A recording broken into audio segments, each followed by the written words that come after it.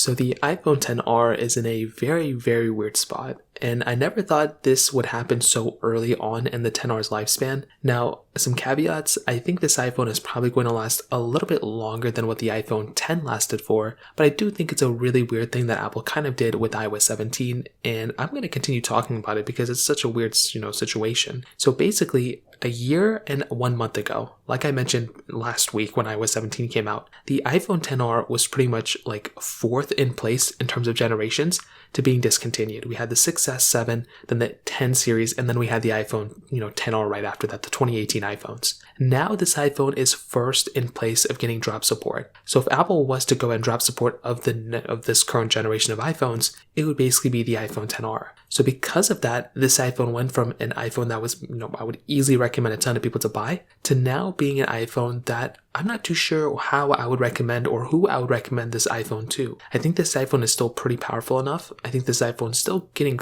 software support at least for another year. But if somebody wants to buy an iPhone and use it for more than 2 years, this is an iPhone that probably wouldn't be able to suit that specific, need. Now, I do think that there's a couple of things to keep in mind here. One, with a phone like an iPhone XR, we are still getting an iPhone that, is still going to be probably supported, I would say, for at least with iOS 17, which is clear, but I think it might be getting iOS 18 as well. Typically, Apple supports the S series a little bit longer than their standard number series. Like if you look at 6S, the 5S, I don't really remember the 4S, but with the 6S and the 5S, Apple did support those phones for quite a bit of time. And considering this is the last S-tier iPhone, technically speaking with the XR, I do think that this one might last a little bit longer than usual. But it is also a very, very weird thing if this iPhone ends up getting like 3 more versions of software, on top of the iPhone X, much like how the 6S was compared to the 6. I think I could see some similarities there. So there could be a situation where the XR won't even end until like iOS 19 or iOS 20.